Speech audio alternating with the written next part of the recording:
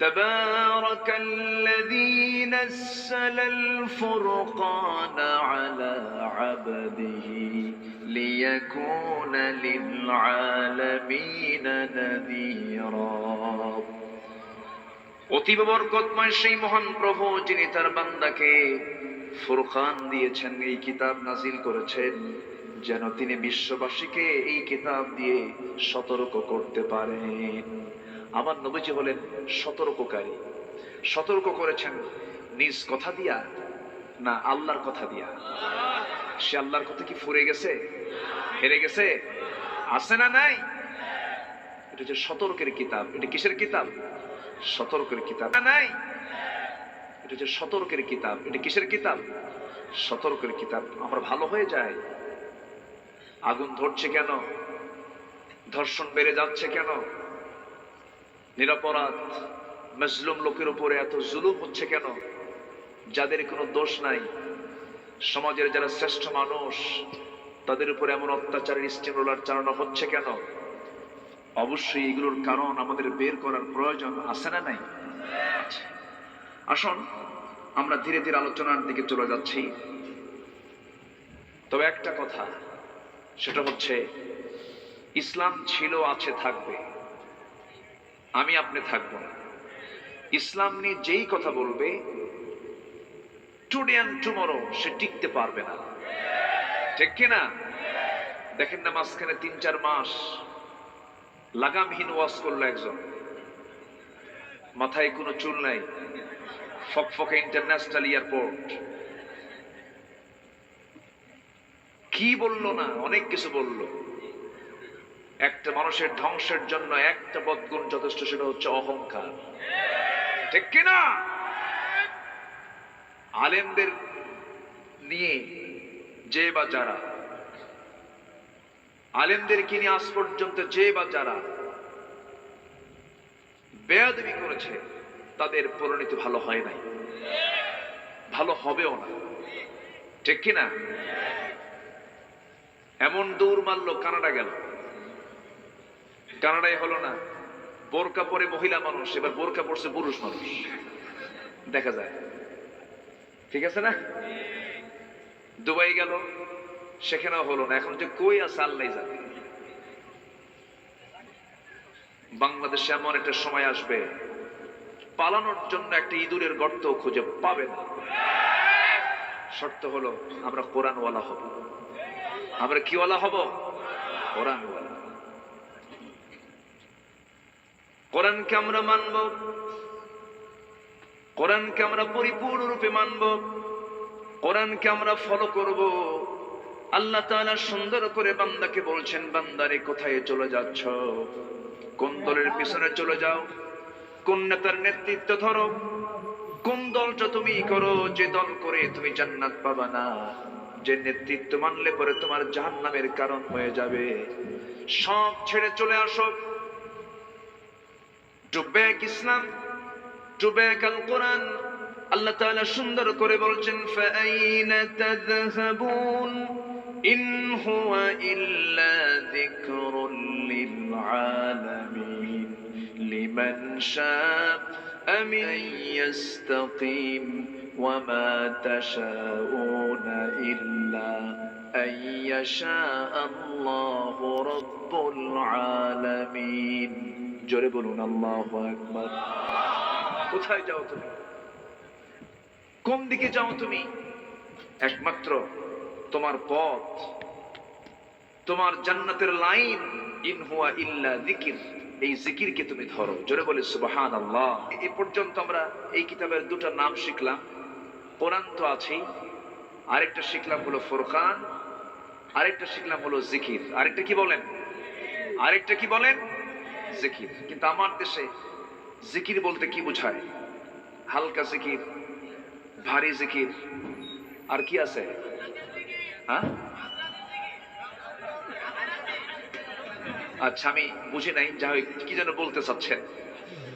সম্মানিত ভাইয়েরা, জিকিরের শেষ নাই আমার দেশে।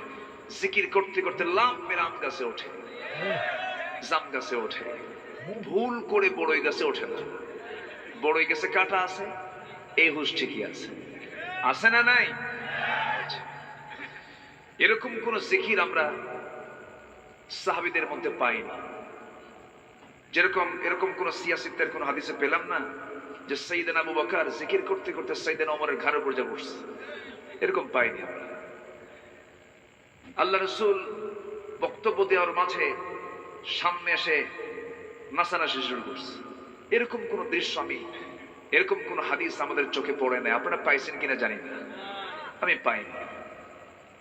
সম্মানিত ভাইয়েরা, অসামঞ্জস্যপূর্ণ কোন আচরণ, অস্বাভাবিক কোন আচরণ, এটা ইসলাম অনুমোদন করে না। জিকির করতে করতে এই যে কোনো একটা বাঁশের আগায় ওঠে, এটা কি কম কথা নাকি? কি সে ফানাফিল্লা হয়ে যায়? এই চিকন বাঁশের আগায় 20 ফিট উঁচা, এটা কি এই সেই কথা? এটা বিশাল ব্যাপার। আমি তো মনে করি, আমার ভাষায় বলি, ছোট্টবেলায় সে পাক্কা সুপারি চড়ছিল।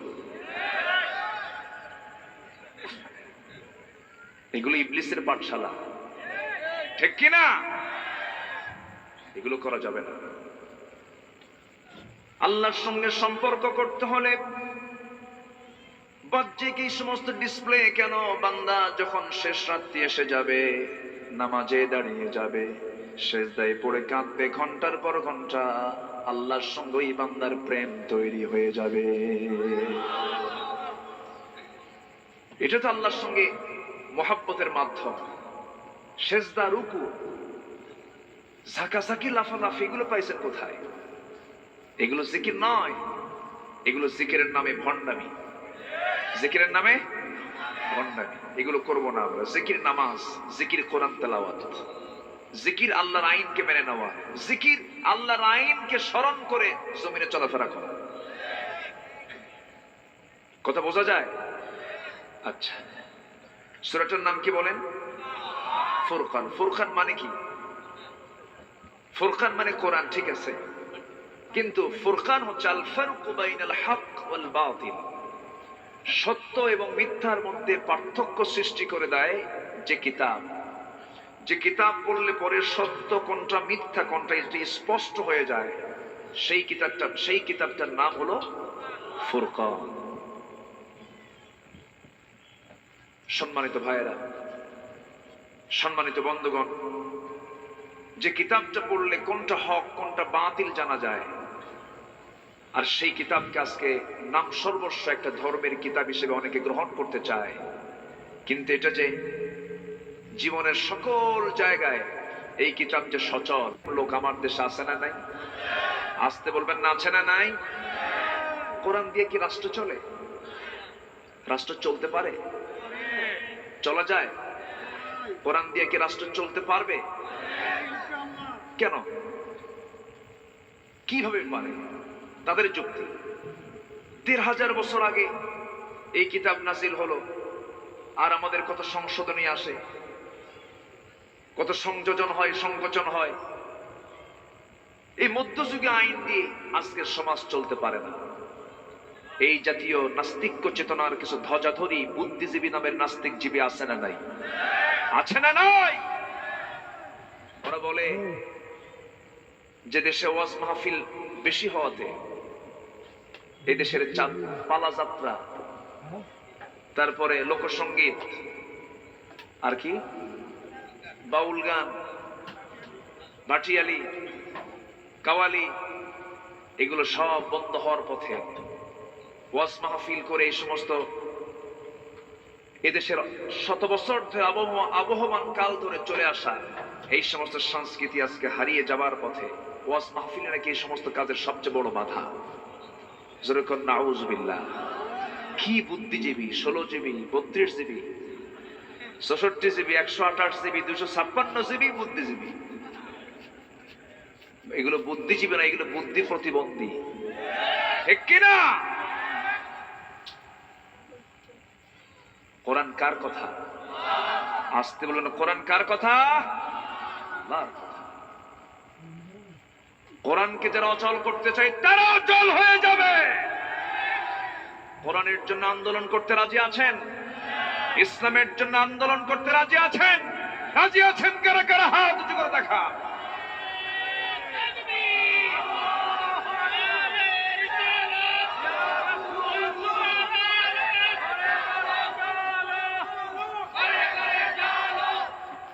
আল্লাহ তুমি সবার হাতকে কবুল করো। জোরে বলি আমিন, আরো জোরে আমিন।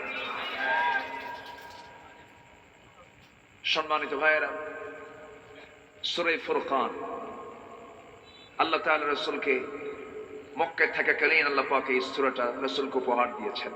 মক্কার হাওয়া কি নবীর জন্য অনুকূল না প্রতিকূল ছিল? পক্ষে না বিপক্ষে ছিল? বিপক্ষে ছিল। মক্কার মানুষগুলো রাসূলকে নবুয়তের পর ভালোবেসেছে না শত্রুতা করেছে? শুধু শত্রুতা না মহাশত্রুতা? বেঁচে রাখার পরিকল্পনা, হত্যার পরিকল্পনা, ইসলামকে রাখার পরিকল্পনা, ধ্বংসের পরিকল্পনা। এমন একটি সময় আল্লাহ তাআলা রাসূলকে এই কিতাব উপহার দিলেন। এত দামি কথাগুলো আল্লাহ পাক এই কিতাবের মধ্যে, এই সূরার মধ্যে তুলে ধরেছেন, যেখান থেকে আমি তেলাওয়াত করেছি সর্বশেষ রুকু। সর্বশেষ রুকুতে আল্লাহ তাআলা নিচের আগে পরিচয় তুলে ধরেছেন। আল্লাহর পরিচয়, আল্লাহ তো অনেক বড়, তার পরিচয় কি ছোট না বড়? বড়।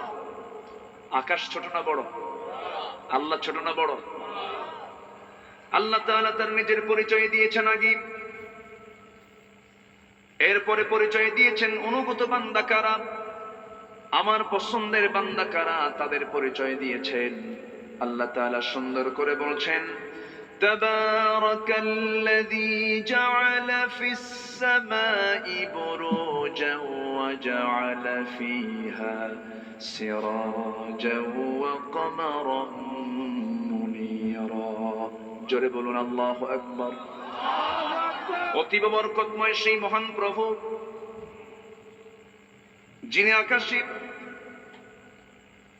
গ্রহরাজি সৃষ্টি করেছেন, সেখানে রেখে দিয়েছেন বুরুজ, বুরুজের মধ্যে রেখে দিয়েছেন একটা প্রদীপ্ত সূর্য, সেখানে সেট করে দিয়েছেন, আর তাতে রেখে দিয়েছেন রাতের বেলা আলো বিকিরণকারী চাঁদ দিয়েছেন। আকাশে দিনের বেলা সূর্য ওঠে, রাতের বেলা চাঁদ ওঠে। সূর্যের নিজস্ব আলো আছে, চাঁদের নিজস্ব কোনো আলো নাই। চাঁদের যে নিজস্ব আলো নেই, এটা আমরা পেয়েছি কোথায়? চাঁদের নিজস্ব আলো নেই, এটা আমরা পড়ছি কোন বইয়ে? না, আমরা বিজ্ঞান বইয়ে পড়েছি। যারা সায়েন্স পড়েছি তারা দেখেছি, পড়েছি যে চাঁদের নিজস্ব কোনো আলো নাই। সূর্যের নিজস্ব আলো আছে না নাই? আছে। আর আমি যেখান থেকে আজকে তেলাওয়াত করলাম এবং তার অর্থটা বলার চেষ্টা করছি, এখানে আল্লাহ তাআলা বলছেন, অতীব বরকতময় সেই মহান প্রভু, যিনি আকাশে গ্রহরাজি সৃষ্টি করেছেন এবং তাতে রেখেছেন প্রদীপ্ত আলো সূর্য এবং আলো বিকিরণকারী চাঁদ। অর্থাৎ রাতের বেলা যে চাঁদটা আমরা দেখতে পাই, আলো বিকিরণকারী, অর্থাৎ চাঁদের নিজস্ব কোনো আলো নেই। তাহলে বিজ্ঞান যে বলতেছে, হালে এসে বলতেছে চাঁদের নিজস্ব কোনো আলো নেই, তারা প্রমাণ করলো না চুরি করলো? এই তথ্যটা তারা প্রমাণ করেছে না চুরি করেছে? চুরি করেছে। যদি চুরি না করে থাকে তাহলে তো লেখা উচিত ছিল, ওই বিজ্ঞান বইয়ের যে সমস্ত জায়গায় লেখা আছে চাঁদের নিজস্ব আলো নাই, বলা উচিত ছিল তত্ত্বসূত্র সূরা ফুরকান আয়াত নম্বর 61। ঠিক কিনা বলেন? তা কি লেখা আছে কোথাও? লেখা নাই। তাহলে বিজ্ঞান যে আজকে বিজ্ঞান বইয়ে উল্লেখ করেছে, প্রমাণ করেছে, এই তথ্য কি তারা কোরআনের আগে বের করেছে না কোরআন আগে বের করছে? আমরা পেয়েছি কোথায় আগে? কোরআন। এখন বলুন, বিজ্ঞান দিয়ে কোরআন যাচাই হবে না কোরআন দিয়ে বিজ্ঞান যাচাই হবে? বলেন বলেন, কি দিয়ে যাচাই হবে? কারণ বিজ্ঞান পরিবর্তনশীল, তাদের থিওরি চেঞ্জ হয়ে যায়। এই আকাশের সূর্য নিয়ে কত গবেষণা, কত চিন্তা। সূর্য বড় না পৃথিবী বড়? বলেন বলেন বলেন বলেন। কিন্তু চোখে দেখতে সূর্য ছোট, পৃথিবী বড়। শুধু বড় নয়, এই পৃথিবী থেকে সূর্য 13 লক্ষ গুণ বড়। কত লক্ষ গুণ? 13 লক্ষ গুণ বড়। 13 লক্ষ গুণ বড় সূর্যটাকে আল্লাহ তাআলা এত সুন্দর করে আকাশে সেট করেছেন, আমাদের কাছে মনে হয় প্লেটের মতো, কিন্তু আল্লাহ তাআলা এত সুন্দর করে বানালেন। এই সূর্য যদি পৃথিবী থেকে 1 ইঞ্চি দূরে আল্লাহ পাক সেট করতেন, এই পৃথিবীর মানুষ ঠান্ডায় মরে যেত, হিমশীতল হয়ে যেত।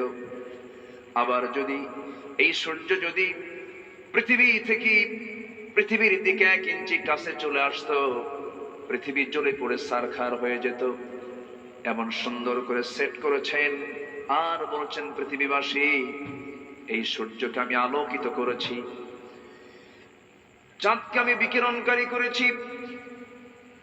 বিজ্ঞান বলতেছি সূর্য নয় পৃথিবী ঘোরে। 150-200 বছর ধরে আজ পর্যন্ত বিজ্ঞান গবেষণার উপরেই আছে, ফাইনাল কোন ডিসিশন আসতে পারে নাই।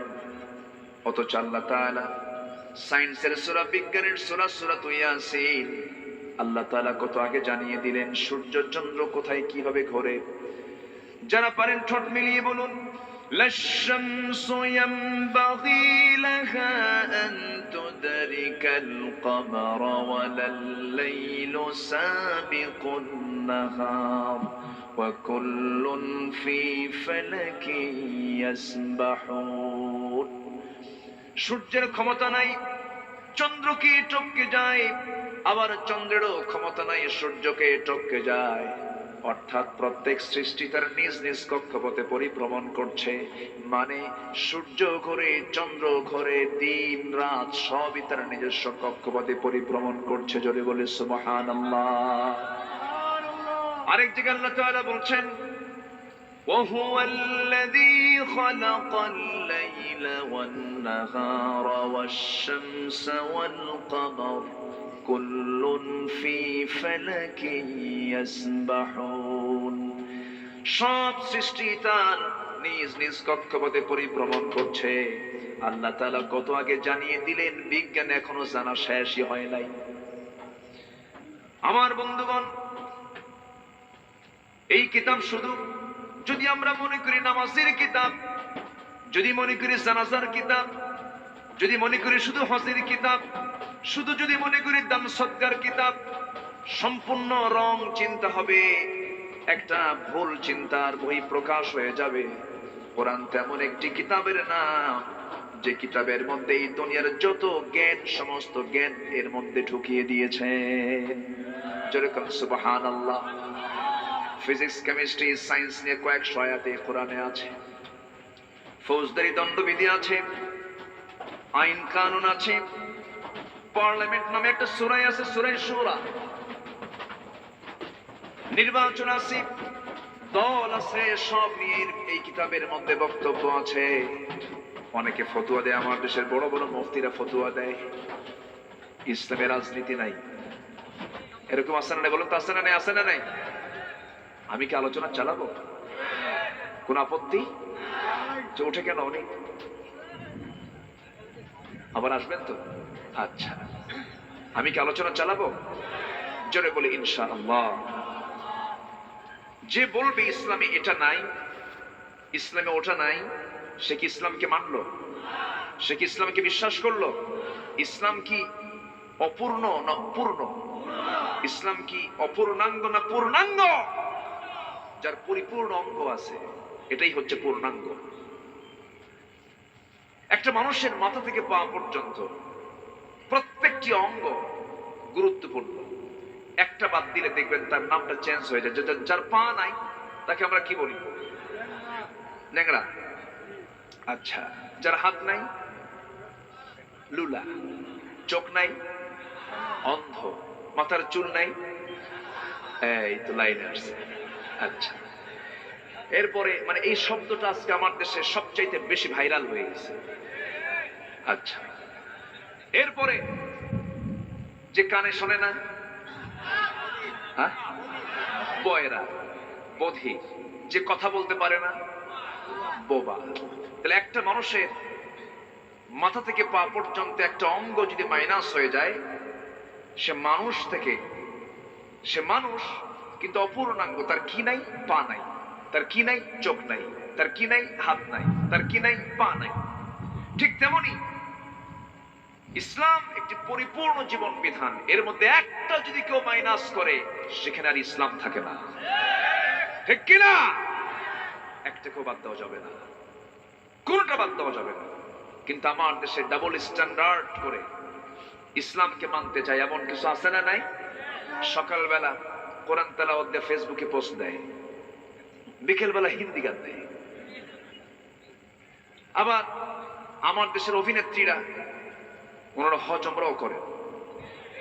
এই যে মাঝখানে গেছিল যে উনি মদিনা শরীফের সামনে থেকে লাইভ করলেন, প্রিয় দেশবাসী আমাকে নিয়ে বহু ষড়যন্ত্র করা হচ্ছে, আমি এখানে মানে পরিস্থিতির শিকার, আমাকে অপরাধী মনে করবেন না। আমি পবিত্র দেশে পবিত্র কাজে এসেছি, পবিত্র উমরা পালন করতে এসেছি। সবাই আমার জন্য দোয়া করবেন, আমি যেন পবিত্র উমরা পালন শেষে দেশে ফিরে যেন আবার বাকি সিনেমার কাজ সম্পূর্ণ করতে পারি।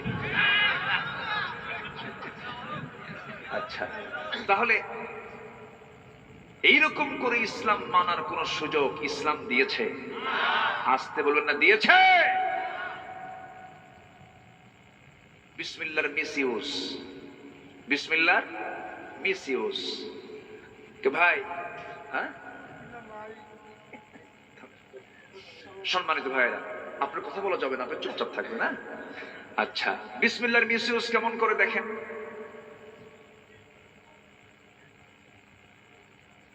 ইনশাআল্লাহর মিসইউজ কেমন করে? ইনশাআল্লাহ আল্লাহ যদি তৌফিক দেয় আগামী ঈদের ভিতরেই, আগামী ঈদুল ফিতরেই এই সিনেমা হল চালু হবে। কি কইছে? কার নাম কইছে? কার নাম কইছে? কাজটা হালাল না হারাম? কেউ যদি মদের বোতল হাতে নিয়ে বিসমিল্লাহ কয়, কন্ত মদ তো খাওয়া হারামি, আল্লাহর নাম নেওয়া তো আরো জুলুম, আরো অন্যায় হয়ে গেল, ঠিক কিনা বলেন? এটাই চলছে আজ। এইরকম করে ইসলাম মানা যাবে না। পার্লামেন্টে দাঁড়ায় বলে, মাননীয় স্পিকার, আমার ছেলে বিয়ে করেছে কলকাতায়, গাঙ্গুলি পরিবারে, আমার বৌমা খুব ভালো, এত ভদ্র, সে যখন দেশে আসে ঢাকায় থাকে, 5 ওয়াক্ত নামাজ সময় মতো পড়ে, যখন সে কলকাতায় যায় তখন সে পূজাও করে। মাননীয় স্পিকার, এটাই তো ধর্মের স্বাধীনতা। মাননীয় স্পিকার, দেন কত মুফতি আজম ফতুয়া দিচ্ছেন। তো এই তো হচ্ছে আমার দেশের অবস্থা, যে যেদিক থেকে পারতেছে ঢালতেছে। ইসলাম কেমন করে মানার কোন সুযোগ আছে? ইসলাম কেমন করে মানার সুযোগ আছে? আবু জেহেল এমন প্রস্তাব দিয়েছিল, রাসূলকে বলেছিল যে মুহাম্মদ শোনো, ঘুম থেকে উঠে তুমি আমাকে দেখো, আমি তোমাকে দেখি, একই বংশ আমরা, পাশাপাশি ঘর, খামাখা আমরা চাচা ভাতিজা গন্ডগোল করার কি দরকার? আসো না একটু সমঝোতা করি, তোমারটা 6 মাস, আমারটা 6 মাস, কি কথা মিল? তাহলে দেখেন তো ওই সময়ের কথার সাথে এই সময়ের কথার মিল আছে না নাই? তাহলে এরাই খালাতো ভাই মামাতো ভাই, এরকমই তো। দেখো তো একটা কিছু করা যায় কিনা, একটু অ্যাডজাস্ট করে আমরা একটু মিলেমিশে থাকি। আমার নবীজি কি আপোষ করেছিলেন? আমার নবীজি কি এটার পক্ষে রায় দিয়েছিলেন? আমার নবীজির সঙ্গে সঙ্গে বললেন, যে প্রস্তাব দিয়েছেন আমাকে, ওই প্রস্তাব তো গ্রহণ দূরের কথা, ক্লিয়ার কনসেপ্ট আপনাকে জানিয়ে দিচ্ছি। সঙ্গে সঙ্গে আয়াত নাজিল হলো, যারা পারেন ঠোঁট মিলিয়ে বলুন, কুল ইয়া আইয়ুহাল কাফিরুনা লা আ'বুদু মা তা'বুদুনা ওয়া লা আনতুম আ'বিদুনা মা আ'বুদু ওয়া লা আনা আ'বিদুম মা আ'বাদতুম ولا أنتم عابدون ما أعبد لكم دينكم ولي دين। জোরে বলুন আল্লাহু আকবার। ও কাফেররা, তোমরা যার ইবাদত করো আমি তার ইবাদত করি না, আমি যার ইবাদত করি তোমরা তার ইবাদত করো না। তোমার দিন তোমার কাছে, আমার দিন আমার কাছে।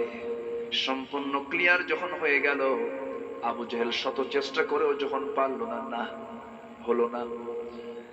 আমার নবীজি বললেন মদ হারাম, আমার নবীজি বললেন নেশা হারাম, আমার নবীজি বললেন জিনা হারাম, আমার নবীজি বলে ফেললেন সুদের কারবার গুলো হারাম।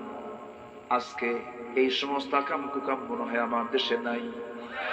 আসতে বলবেন না, আছে না নাই? আমার বন্ধু, নবীর মতো যদি আপনিও দাওয়াত দিতে যান, নবী যেমন মার খেয়েছেন আপনাকেও মার খেতে হবে।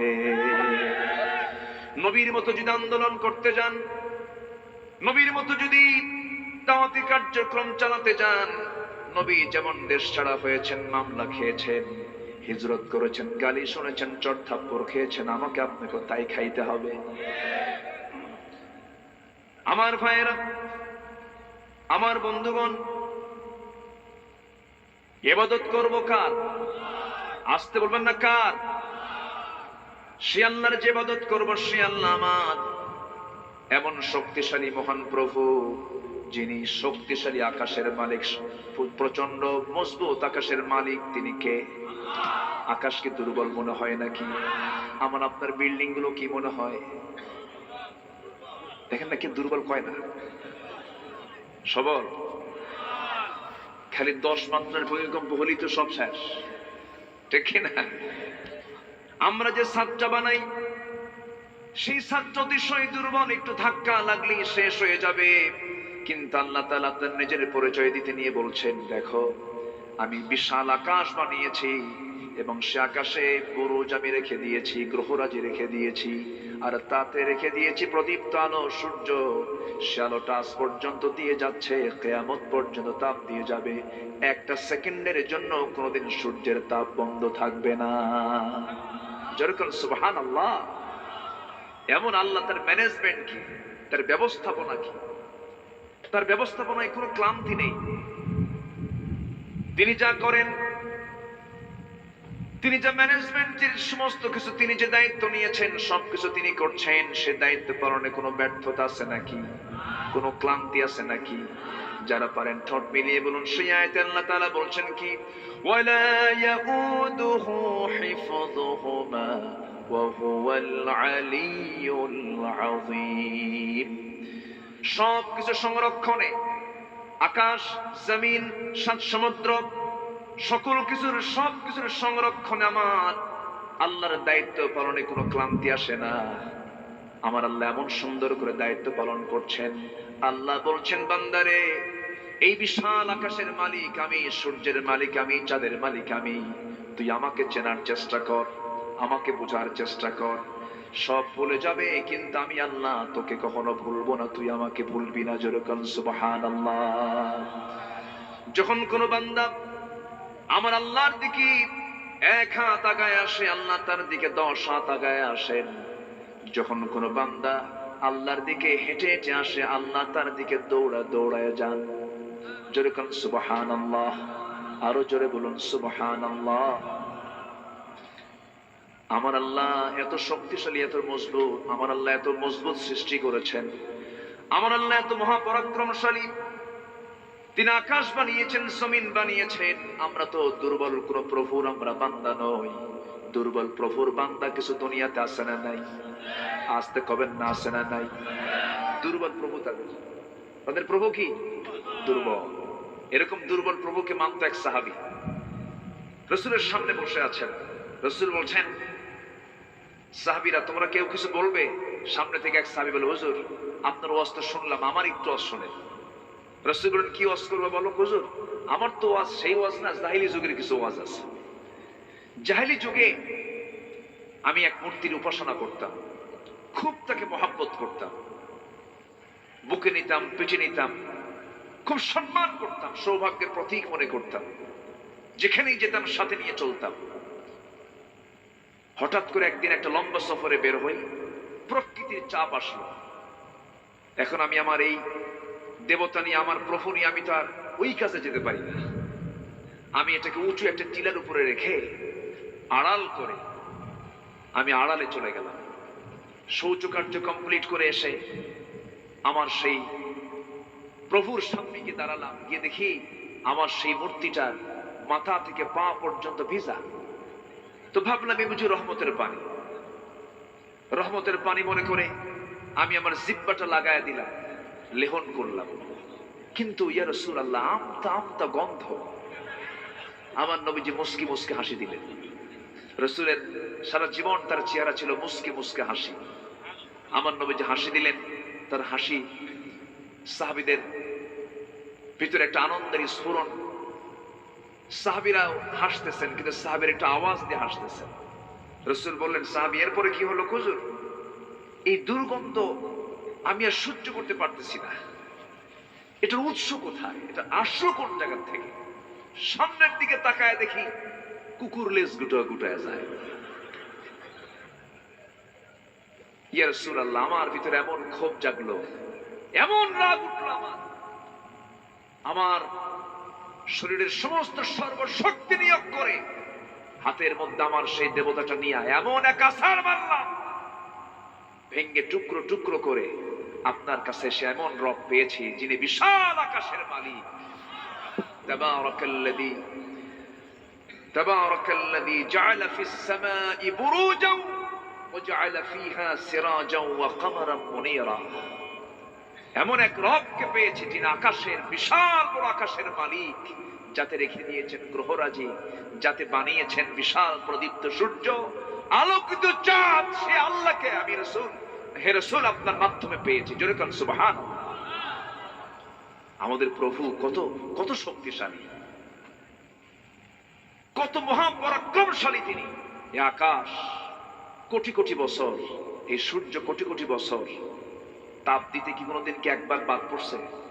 এক বেলা বাদ গেছে?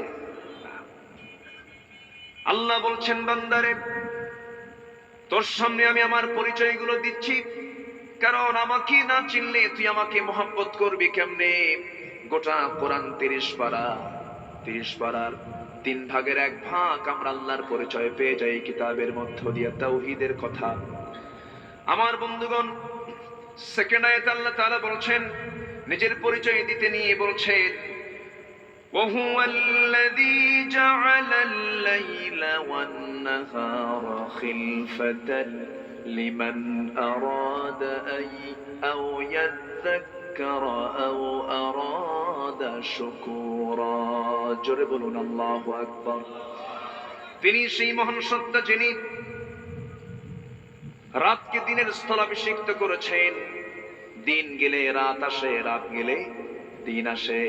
এখন পৌষ মাস, পৌষ মাসের রাতগুলো অন্যান্য মাসের চাইতে ছোট না বড়?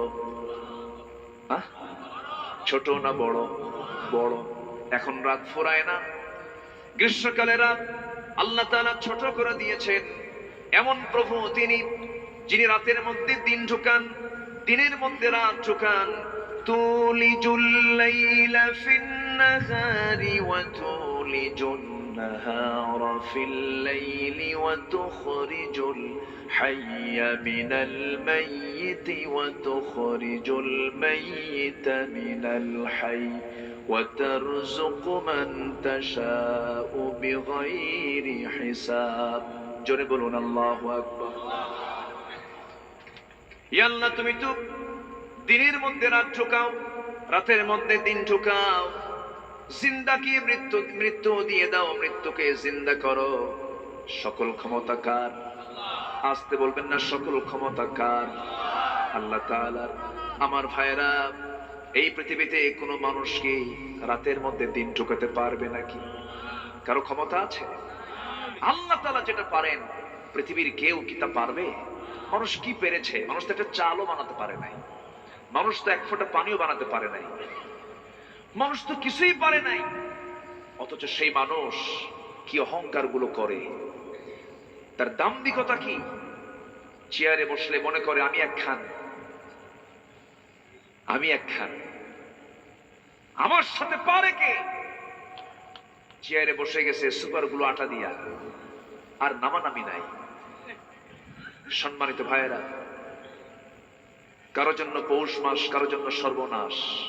একদিন হকপন্থীদের পৌষ মাস আসবে। জোরে বলি ইনশাআল্লাহ। যে দেশের মাটিতে ইসলামের জন্য রক্ত ঝরে, সেই জমিন ইসলামের জন্য উর্বর হয়ে যায়।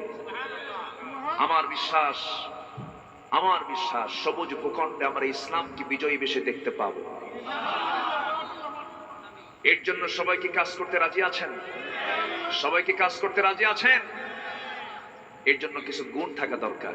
আসুন, আমরা আল্লাহর পরিচয় তো জানলাম, এখন আল্লাহ বলছেন আমার তো পরিচয় তোকে আমি দিলাম, তোর আমি কিছু পরিচয় তুলে দিচ্ছি, তুই কেমন হবি বান্দা, তোমার পরিচয়টা কেমন হওয়া দরকার আমি তোমাকে একটু জানিয়ে দেই। কার কথা? আসতে বলবেন না, কার কথা? ঠিক আছে, যদি নিম্নচাপ হয়, কারণ শীত তো, সমস্যা নেই, যাবেন, তবে দয়া করে কেউ ঊর্ধ্ব চাপে যাবেন না। ঊর্ধ্ব চাপ হলো বিড়ি খাওয়া চাপ। এই চাপ কিন্তু আমার দেশে খুব বেশি, বিশেষ করে শীতকালে আরো বেশি। এত টানা টানে, ইটের ফাটায় আর কত ধোঁয়া, চাচার মুখে ধোঁয়ার পরিমাণ আরো বেশি। এত খাওয়া খা, একটা শেষ না হতে আরেকটার গোড়ায় লাগায় দেয়। হাসে না, হাসে না? ভোলা থেকে বরিশাল আসতেছি, এক বুড়ো চাচা দেখি টুলের উপরে বসে নদীর উত্তাল তরঙ্গ দেখছেন, আর এমন টান দিচ্ছেন মনে হচ্ছে 16 বছর। চাচার সামনে গিয়ে বললাম, চাচা যে টানটা দিচ্ছেন এগুলো খাওয়া বাদ দিলে হয় না কে? বাবা বুঝবা না, এটার মজা বুঝবা না। এটার মজা তুমি কি বুঝবা? তুমি বুঝবা না তো, তুমি তো খাও না। তো বললাম, চাচা এটা তো আপনার লাঞ্চ নষ্ট করে দিচ্ছে কে? বাবা বিড়ি হলো উন্নতির সিঁড়ি। সেখানে আর কিছু বলার আছে? উনি একটার পর একটা ওয়াজ করতেছে, আমি আর পারলাম না, আমি চলে এলাম। সম্মানিত ভাইয়েরা, সকল নেশাকে হারাম করেছেন কে? আসতে বলবেন না, কে? আবার অনেকে প্রশ্ন করে, হুজুর বিড়ি খাওয়া কি মানে উনি জায়েজ করার চেষ্টায় আছেন? আছে না নাই? পান খান, আপনি পান খেতে পারেন, পানের কোনো আপত্তি নেই, পান রস, পান পাতা, কোনো প্রবলেম নেই। কিন্তু পানের সাথে আবার হাকিমপুরি রহমতুল্লাহ আলাইহি কেন? এখানে প্রবলেম আছে না নাই? আছে না নাই? এগুলো খাওয়া যাবে না। আল্লাহ তুমি সবাইকে নেশামুক্ত জীবন গড়ার তৌফিক দিয়ে দাও। জোরে বলি আমিন। তাহলে এই দুটো আয়াত আমরা পেয়েছি, কার পরিচয়? আসতে বলবেন না, কার পরিচয়? তো সূর্যের নিজস্ব আলো আছে, চাঁদের নিজস্ব কোনো আলো নেই। এটা পেয়েছে বিজ্ঞান কোন কিতাব থেকে? কোরআন থেকে, কারণ কোরআন আগে, বিজ্ঞান পরে, ঠিক কিনা? সূর্য করে, চন্দ্র করে, পৃথিবীর সকল কক্ষপথের সমস্ত সৌরজগতের সবকিছু পরিভ্রমণ করছে, এটা কোরআন বলেছে। বিজ্ঞান একবার বলল সূর্য ঘোরে, একবার বলল পৃথিবী ঘোরে, এখন তোদের মাথায় ঘোরে, ঘুরতেই থাকবে। মানুষের মাথা তো ঘুরবেই। মানুষ কি? খুলিকাল ইনসানু দাঈফা, মানুষকে সৃষ্টি করা হয়েছে খুব দুর্বল করে। বিশাল বডি, ব্যায়াম করে করে, জিম করে করে মাসল বানায় ফেলেছে। 3 দিকে বুকের ডান পাশে বাম পাশে 3টা দাগ করে 6 প্যাক বডি বানিয়েছে, বিশাল বডি। ফজর হয় না, কোনো দাম আছে? আসতে কোনো দাম আছে? যে বডি তোমাকে ফজর নামাজে উঠতে দেয় না, সে বডির 4 পয়সা মূল্য আল্লাহর কাছে নাই। বিশাল বডি, অহংকার দেখায়, বিশাল শক্তিশালী তুমি। হঠাৎ করে তোমার পেটে ফুড পয়জন হলো, একটু ডাইরেক্ট লাইন হয়ে গেছে, 6-7 বার গেছো, একটু হুঁশ নাই, কথার আওয়াজ বের হয় না। বউ সামনে দাঁড়া থেকে কয় আম্মা, মানে মনেও নাই এটা বউ না মা। খুলিকাল ইনসানু দাঈফা, মানুষকে সৃষ্টি করা হয়েছে খুব দুর্বল করে। অহংকার বান্দার জন্য নয়। যখন দেখবেন কোন ব্যক্তির ভিতরে ক্ষমতার অহংকার, টাকার অহংকার, দেহের অহংকার, এই সমস্ত জ্ঞানের অহংকার প্রকাশ পাবে, ভাববেন ওর ধ্বংস খুব কাছে, ঠিক কিনা? অহংকার করবেন কে? আর বিনয়ী হবে কে? আমরা। আল্লাহ বলছেন, কষ্ট পাচ্ছেন না তো? আল্লাহ তাআলা বলছেন, বান্দা শোনো, আমার পরিচয় তো 2 আয়াতে দিয়ে দিলাম। রাতকে দিনের মধ্যে ঢুকাই, দিনকে রাতের মধ্যে ঢুকাই, আকাশে সূর্য সুন্দর করে আলোকিত করি, রাতে চাঁদ দিয়ে দেই। এই 2টা পরিচয় দিয়ে বলছেন, এবার তোমরা কেমন হবে শোনো। অহংকার তুমি করবে না, কারণ তুমি আকাশের চেয়ে উঁচু হতে পারবে না, পাহাড়ের চেয়ে উঁচু হতে পারবে না, জমিনটা ডাবায় ফেলতে পারবে না। তোমার কাজটা হবে কি? وعباد الرحمن الذين يمشون على الأرض هونا وإذا خاطبهم الجاهلون قالوا سلاما والذين يبيتون لربهم سجدا وقياما والذين يقولون ربنا اصرف عنا عذاب جهنم إن عذابها كان غراما জোরে বলুন আল্লাহু আকবার। একটু ধৈর্য ধরুন, আর কিছু সামান্য সময়ে কথা বলবো, একটু কান লাগান। আমার ভাইয়েরা, এই সমস্ত গুণগুলো অর্জন করলে আমাকে আল্লাহ পাক জান্নাত দিয়ে দিবেন। জান্নাত আমার জন্য, আপনার জন্য, বলি আলহামদুলিল্লাহ। সবাইকে জান্নাত নিতে চান না? সবাইকে জান্নাত নিতে চান না? অহংকারী হব না বিনয়ী হব? বিনয়ী হব। আমার নবীজি বিনয়ী ছিলেন, মিশুক মানুষ ছিলেন। আমার নবীজির ব্যবহার, আমার নবীজির উদারতা, আমার নবীজির হাস্যোজ্জ্বল চেহারা। ইসলাম তেমন একটি দিনের নাম যে দিনের ভিতরে একটা মুস্কি হাসি মারলেও সওয়াব পাওয়া যায়। ইসলাম তেমন একটি ধর্মের নাম যে ধর্মের ভিতরে একটা হাসি দিলে সওয়াব পাওয়া যায়। প্রতিবেশীর দিকে তাকালে আল্লাহ তাআলা তাকে জান্নাতের ঘোষণা দিয়ে দেন। আমার বন্ধুগণ, এতিমের দিকে তাকালে আল্লাহ তাআলা তার দায়িত্ব নিয়ে নেন। আমার বন্ধুগণ, বিনয়ী হব আমরা, পরোপকারী হব আমরা, উদারতা দেখাবো। আমার নবীজি যদি ক্ষিপ্র মেজাজি হতেন, আমার নবীজি যদি রূঢ় ব্যবহারকারী হতেন, তাহলে কি হতো? ফাবিমা রাহমাতিম মিনাল্লাহি লিনতা লাহুম ওয়ালাউ কুনতা ফাযযান গালিযাল কলবি লানফাদ্দু মিন হাওলিক فاعف عنهم واستغفر لهم وشاورهم في الأمر فإذا عزمت فتوكل على الله إن الله يحب المتوكلين জোরে বলুন আল্লাহু আকবার। হে নবী, আপনি যদি বিনয়ী না হয়ে যদি উগ্র হতেন, ক্ষিপ্র হতেন, কোন মানুষ আপনার সামনে বসতো না, কেউ আপনার সামনে ভিড়তো না, কেউ যেত না। আপনি এত উদার, শিশুর খেলা ছেড়ে দিয়ে আপনার সামনে বসে। যুবক আপনাকে দেখলে আপনার দিকে আকৃষ্ট হয়ে যায়। আমার নবীজি হাসি ছাড়া কোনোদিন কথা বলেন নাই, খুব বিনয়ী ছিলেন। নবীজি একদিন সাহাবে কেরামকে নিয়ে বসে কথা বলছেন। এক ইহুদি এসে নবীর সামনে দাঁড়ায় গেল, দাঁড়িয়ে বলছে, মুহাম্মদ, তোমার সঙ্গে আমার কিছু লেনদেন ছিল। হ্যাঁ, আমি তোমার কাছ থেকে কিছু টাকা পাই। হ্যাঁ, পাও তুমি, এখনই দিতে হবে। রাসূল বলেন, এখন তো দেওয়ার কথা নয়, কয়েকটা দিন, সেই ওয়াদার দিন, সেই দিনটা আমি তোমাকে দেব না, এখনই দিতে হবে। এই কথা বলি জুলুম করে প্রেসার দিয়ে আমার নবীজির গায়ে ছিল চাদর, চাদরের সাইডটা ছিল একটু গাছ করা, একটু শক্ত সাইজের ছিল। জোরে টান দিয়েছে নবীজির শরীর থেকে চাদরটা। নবীজির গালে, নবীজির ঘাড়ে চামড়ার কিছু অংশ ছিলে গেল, লাল লাল হয়ে গেল। নবীজি কষ্ট পেলেন। সাইয়েদনা ওমর ফারুক সামনে দাঁড়ানো, চক্ষু তার লাল হয়ে গেছে। রাসূলকে লক্ষ্য করে বলছেন, ইয়া রাসূলুল্লাহ, আমার চোখের সামনে এত বড় বেয়াদবি, আপনি শুধু অর্ডার দিবেন, কল্লাটা উড়ায় দেব। রাসূল মুস্কি হাসি মেরে বললেন, ওমর, ও আমাকে ঝ্যাংটা দিয়েছে, টান দিয়েছে, বোঝে নাই, আমি ওকে মাফ করে দিলাম। জোরে বলুন সুবহানাল্লাহ, জোরে বলুন সুবহানাল্লাহ। আমার নবীজির সামনে আরেক ইহুদি মসজিদের ভিতরে এসে উলঙ্গ হয়ে দাঁড়িয়ে দাঁড়িয়ে হেঁটে হেঁটে পেশাব করতেছে। সাহাবীরা সামনে বসা। ওমরে ফারুক দাঁড়ায় গেলেন, তরবারি বের করে বলছেন, হুজুর, এত বড় বেয়াদবি, কল্লাটা উড়ায় দেই। রাসূল বলেন, শোনো, পেশাব করার সময় ডিস্টার্ব করতে নেই, আরামে পেশাব করুন। আল্লাহু আকবার। কি বিনম্রতা, কি বিনয়ী, কি উদারতা আমার নবীর ভিতরে ছিল, কি সারদার মানসিকতা আমার নবীর মধ্যে ছিল। ইহুদি পেশাব করতেছে, হেঁটে হেঁটে নেচে নেচে পেশাব করতেছে। পেশাব করা শেষ হলে আস্তে করে মসজিদ থেকে বের হয়ে যায়। ওমর ফারুক রাসূলকে না বলে তার পিছে পিছে যায়। রাসূল বলছেন, ওমর, তুমি কোথায় যাচ্ছ? হুজুর, আসামি চলে গেল, ওকে ছাড়বো না, আজকে শেষ করে ফেলবো। রাসূল বলছেন, ওমর, তোমার দায়িত্ব তাকে ধরা নয়, তোমার দায়িত্ব হলো মসজিদটা পরিষ্কার করে দেওয়া। ইহুদি বাইরে গিয়ে চোখের পানি ফেলতে ফেলতে কান্দে আর বলে, এত বিনয়ী কি মানুষ হয় নাকি, এত বিনয়ী কি মানুষ হয় নাকি।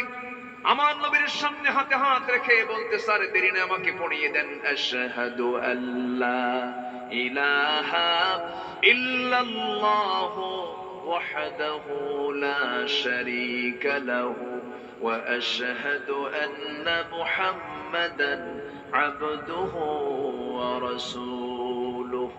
আমার নবীজি মক্কায় কালিমার দাওয়াতের পরিবেশ ছিল না, মক্কার হাওয়া নবীর জন্য অনেক প্রতিকূল ছিল। প্রথমে একটু হালকা বলেছিলাম, আমার নবীজি কাউকে জুলুম করেন নাই, কাউকে কটু কথা বলেন নাই, কাউকে চোখ রাঙিয়ে কথা বলেন নাই, কারো জমি রাইল ঠেলেন নাই, ব্যবসা বাণিজ্য করতে গিয়ে কারো ব্যবসা থেকে কোনো টাকা মেরেও খান নাই, বরং আমার নবীজি আল আমিন ছিলেন, সাদেক ছিলেন। কিন্তু আমার নবীজিকে এত অত্যাচার কেন করা হলো, এত জুলুম নিপীড়ন কেন করা হলো? রাসূল বলেছেন, শোনো ও মক্কাবাসী ও কুরাইশরা, এই দুনিয়া জান, এই জমিনে আইন চলবে ও তার দাওয়াতের একটাই মন্ত্র ছিল, আলম তারা কাইফা দারাবাল্লাহু মাসালান কালিমাতান তাইয়িবাতান কাশাজারাতিন তাইয়িবাহ আসলুহা সাবিতু ওয়া ফারউহা ফিস সামা। জোরে বলুন আল্লাহু আকবার। এই কালেমা মজবুত কালেমার দাওয়াত দেওয়া ছিল তার অপরাধ। মক্কায় দাওয়াতি কাজ বন্ধ হলো, দলীয় নিবন্ধন বাতিল, দলীয় নিবন্ধন বাতিল হয়ে গেল, নবীজিকে গৃহবন্দী করা হলো, নবীজি কোথাও বের হতে পারেন না, দাওয়াতি কাজ করতে পারেন না। নবীজিকে দেখলেই সব চোখ রাঙিয়ে উঠে, সাহাবে কেরামকে যেখানেই পায় সেখানেই মারে, চোরা গুপ্ত হামলা করে। আমার নবীজি হঠাৎ করে একদিন সকালবেলা দেখতে পেলেন সাইয়েদনা আবু বকর আমার নবীজির দরজার সামনে দাঁড়ায় আছে, নাকটা বোঁচা, রক্ত বের হওয়া।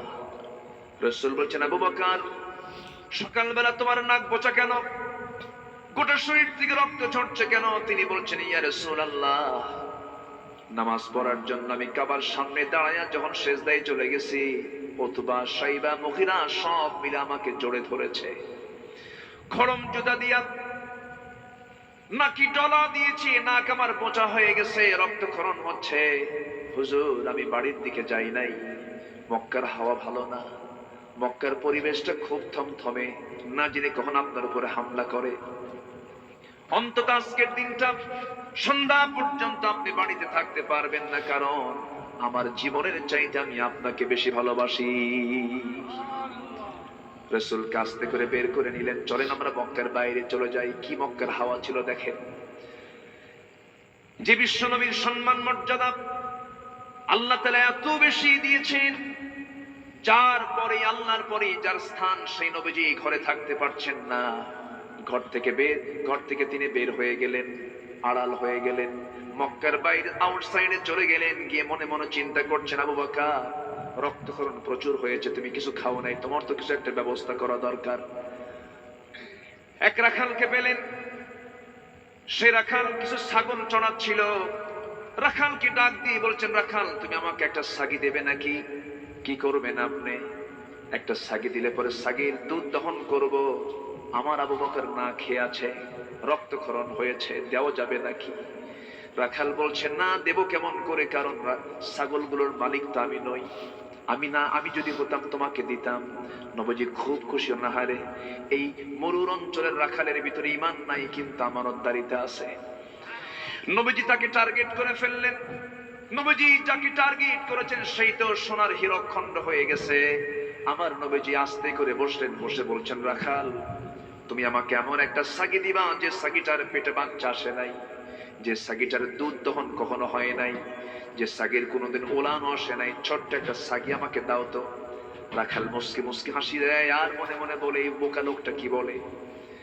আমার নবীজির সামনে যখন ছোট্ট ছাগিটা দিয়ে দিল, আমার নবীজি ছোট্ট ছাগিটা তার কোলের মধ্যে নিয়ে নিলেন। কোলের মধ্যে নিয়ে ছাগিটার পিছনের দুই পার মাঝখানে বরাবর ওলানের ভিতরে দুটো হাত ঢুকায় দিলেন। ছোট্ট ছাগির গোটা ওলান দুধে ভরপুর হয়ে গেছে। যেরকম সুবহানাল্লাহ। আমার নবীজির হাতের বরকত আছে না নাই? আমার নবীজি নখের ইশারায় আকাশের চাঁদ দ্বিখণ্ডন হয়েছে। বুখারী শরীফ আছে না নাই বলেন? ইনশাক্কাল কামার। আমার নবীজি যখন জন্ম নিয়েছিলেন, আবু তালেব যদিও নবীজির খুব কাছের মানুষ ছিলেন, নবীজির আপন চাচা ছিলেন, আর একদিকে ছিলেন কাফের। কিন্তু কাফের হলো কি হবে, আমি আমার ভাষায় বলি, আবু তালেব ছিলেন একজন ভদ্র কাফের। কি কাফের? ভদ্র কাফের। বেয়াদব ছিলেন না, তিনি আদবওয়ালা ছিলেন। আমার নবীজির পক্ষে সারা জীবন কাজ করেছেন সে আবু তালেব একদিন বর্ণনা করছেন, মুহাম্মদ একটা কথা বলবো নাকি? হ্যাঁ বলেন চাচা। কি বলবেন? তোমার যখন জন্ম হয়, তুমি যখন তোমার মার গর্ভ থেকে যখন দুনিয়া এসেছ, আমি তোমাকে নবজাতক 2 দিন, দ্বিতীয় দিন তোমাকে দেখেছি। আমি তোমাদের ঘরে আমি আসলাম, তোমাদের ঘরে আসার পরে আমি লক্ষ্য করে দেখি তোমার মা তোমাকে টাইম দেয় না। তোমাকে দেখলেই তোমার মা হাউমাউ করে কাঁদে, তোমার মা কাছে বসলেই তোমার জন্য কাঁদে, তোমার মা তোমার কাছ থেকে দূরে থাকে, তুমি একাকী, তোমার মা একাকী চাঁদনি আকাশের নিচে তোমাকে শোয়ায় রেখেছে। আমি লক্ষ্য করে দেখছি সেই রাত্রিতে তোমার পাশে কেউ নাই, কিন্তু আমি লক্ষ্য করলাম তুমি যখন খালি আকাশের দিকে তাকাও, ডান দিকে বাম দিকে থাকা চাঁদ লাফ মেরে ডান দিকে চলে যায়। আবার যখন তুমি বাম দিকে তাকাও, চাঁদটা লাফ মেরে বাম দিকে চলে যায়। আবার যখন তুমি তোমার হাতটা দিয়া নাড়াচাড়া করে নিচের দিকে হাতটা নিয়ে আসো, চাঁদটা নাচতে নাচতে তোমার কাছাকাছি চলে আসে। আমি কি ভুল দেখেছি নাকি মোহাম্মদ বলো তো? রাসূল বলছেন, চাচা আমার জন্মের পূর্বেই বাপ চলে গেছে, আমার মাটা বিধবা, আমি সন্তান জন্ম নিয়েছি। আমি সন্তান জন্ম নেওয়ার পর মার বড় শখ, আমি সন্তান স্বামীর কোলে উঠায় দিবেন, কিন্তু স্বামী তো নাই। সন্তান কোলে নিয়ে যখন যার কোলে উঠায় দেবে সেই লোকটা তো নাই, নিতে চান না, তার কষ্ট হয়। এই বিধবা নারী, এই বিধবা মা আমার কাছে আসতেই তিনি কেঁদে ফেলেন, আমাকে টাইম দিতে পারছেন না বলে আমার আল্লাহ আকাশের চাঁদ আমার জন্য খেলনা বানায়া দিয়েছিলেন। যেরকম সুবহানাল্লাহ। নবীর দামটা কত, কি মর্যাদার নবী! সেই নবীকে মেয়েরা রাসূলকে মেরে ক্ষত বিক্ষত করে দিয়েছে। আমার নবীর জন্ম হয় নাই, সিরাত গ্রন্থে এসেছে। সেই দিন দেখলাম এক কিতাবের ভিতরে আমার নবীজির মা আমেনা তিনি যখন সন্তানকে পেটে লালন করছেন, পেটে ধারণ করছিলেন, সন্তান পেটে নিয়ে যখন তিনি বাইরে যেতেন, যে রাস্তা দিয়ে যেতেন সে রাস্তায় সুগন্ধে ভরপুর হয়ে যেত। আমার নবীজির দাদি অর্থাৎ মা আমেনার শাশুড়ি সন্দেহ করলেন, আহারে আমার বৌমাটা বিধবা মেয়ে, বিধবা একজন মহিলা, সে কেন পারফিউম ইউজ করে? বাইরে যেতে তো পারফিউম ইউজ করা ঠিক না। মেয়েরা বাইরে যখন বের হবে সেই সময় তাদের সুগন্ধি ব্যবহার করা উচিত নয়, সে কেন পারফিউম, কেন সে সুগন্ধি ব্যবহার করে? এবার তিনি ধমকের সুরে বললেন, ও আমার বৌমা, তোমার স্বামী দুনিয়া থেকে বিদায় নিয়েছেন, তুমি কেন সুগন্ধি ব্যবহার করো? মুস্কি হাসি মেরে মা আমেনা বলছেন, আমার শাশুড়ি আম্মা, আপনি আমাকে ভুল বুঝতেছেন। যেদিন থেকে আমার এই পেটে আমার বাচ্চাটা এসেছে সেদিন থেকে আমার কোনো পারফিউম ব্যবহার করা লাগে না, যেদিকে যাই চতুর্দিকে আকাশ বাতাস সব সুগন্ধে ভরপুর হয়ে যায়। আমার নবীজি যখন পেটে ছিলেন, মা আমেনা বলেন, মা আমেনা যখন কোন কূপের ধারে চলে যেতেন, কূপের পানি তুলতে যেতেন, কূপের পানি কূপ থেকে তুলবেন, যখন তিনি যেতেন দড়ি লাগতো না।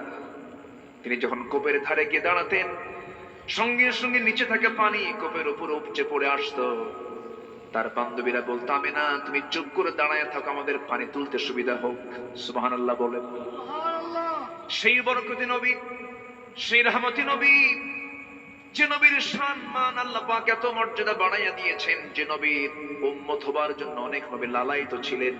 মুসা মাঝে মাঝে বলতেন, আল্লাহ রাসূল না বানায়া আমাকে, আমি মুসা যদি শেষ নবীর উম্মত যদি হতাম, নিজেকে ধন্য মনে করতাম। যেরকম সুবহানাল্লাহ। এত একজন দামি নবী আমার, সেই নবীজি টিকতে পারলেন না। মক্কার মানুষগুলো তাকে ঘাড় ধাক্কা দিয়ে মক্কা থেকে বের করে দেওয়ার প্ল্যান পর্যন্ত নিয়েছে।